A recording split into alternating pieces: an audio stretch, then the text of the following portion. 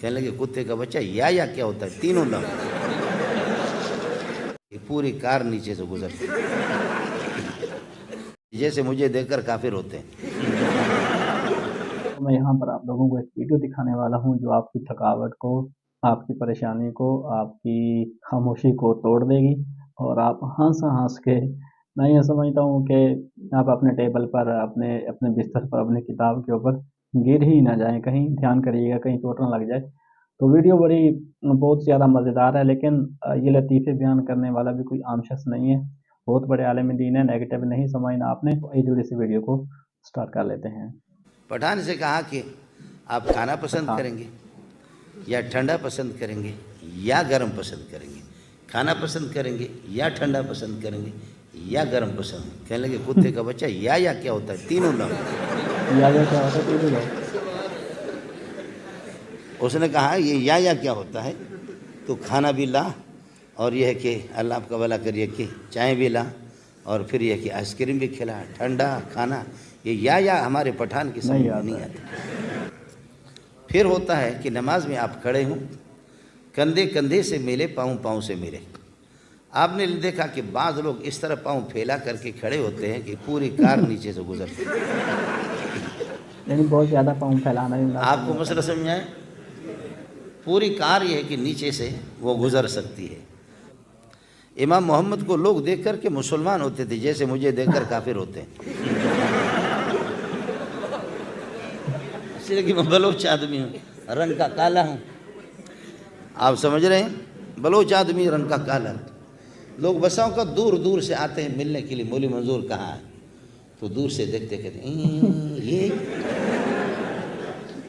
جی پٹھان باز آتے ہیں کہ یہ، اور پھر پٹھان ہمارے پاس پڑھنے کے لیے جب آتے ہیں تو اتنے اس کی پگڑی ہے، بڑی پگڑی، کہتے ہیں اس میں شرح جامی والا استاد سوکھ دکھ رہا کون ہے مطلب؟ ہے۔ ہمارے شرح جامی والا استاد کون ہے؟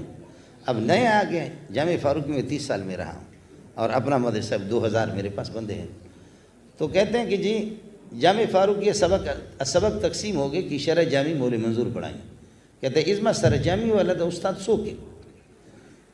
تو جو نئے پٹھان ہیں ان کو معلوم نہیں ہے، پرانے کہتے ہیں اوے زور سر خبر مکو دغا دکھنا دغا سڑے زور سرا خبر مکو دغا دی دغا دی دغا دی دغا دی۔ تو دوسرا پٹھان جس کی پگڑی مجھ سے بھی بڑی ہے، وہ مجھ سے بھی زیادہ موٹا، کہتے اوئی دغا ماتا شروائی شرح جامی وہی، یہ ہم کو شرح جامی پڑھائے گا۔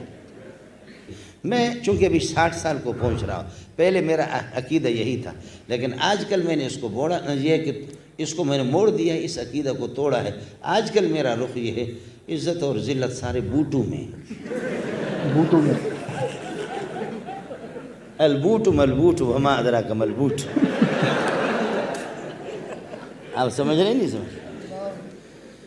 بوٹ والے بھی میرے پاس آ کر کے تعویذ بھی لیتے ہیں، بہت بڑے بوٹ والے، بڑے تعویذ بھی لیتے ہیں۔ کبھی ہمارا جیب خالی ہوتا ہے تو وہ کہتے ہیں کہ حضرت گھر میں بس سخت لڑائی ہے۔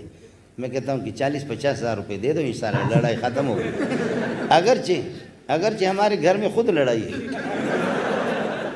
یہ میرا بھائی ہے نور احمد، یہاں بیٹھا ہوا کاکڑ صاحب، اس نے 2 شادی کی، میں نے 3 کیے۔ تو ہمارے گھر میں لڑائی ہے، اللہ کے فضل و کرم سے زیادہ تر ہم گھر میں ہوتے نہیں ہیں، گھر سے باہر ہوتے، سمجھے؟ ہاں کسی نے کہا کہ جس کی 2 شادیاں تھیں، 1 شادی تھی، کہنے لگا یار تیرے گھر تو ہمارا ہمسایہ ہے، تیرے گھر میں کبھی بھی برتنوں کے ٹن ٹن کی آواز ہم نے نہیں سنی، جوتوں کی آواز بھی نہیں سنی، ماشاءاللہ تو جنت میں رہ رہا ہے، ہمارے گھر میں روزانہ بیوی سے لڑائی ہوتی ہے۔ تو بڑا نیک انسان ہے کہ تیرے گھر میں نہ برتنوں کے ٹن ٹن، نہ یہ ہے کہ بیوی کی گالیاں ہم نے نہیں سنی، تو جنتی ہے۔ یار تیرے پاس گر کیا ہے کہ تو اس طریقے پر رہتا ہے؟ کہنے لگے میں نے بیوی سے کمپرومائز کی ہے اور ان سے میں نے صلح کیا ہے کہ جب میں غصے میں آ جاؤں تو تکرار نہیں کر رہا میرے ساتھ، تو بھاگ جانا، اور جب یہ ہے کہ چھت پہ جانا، اور جب تو غصے میں ہو تو میں آپ سے تکرار نہیں کروں گا، میں بھی چھت پہ چلا جاؤں گا۔ تو اس لیے اللہ کے فضل و کرم سے میں 12 سال سے چھت پہ رہ رہا ہوں۔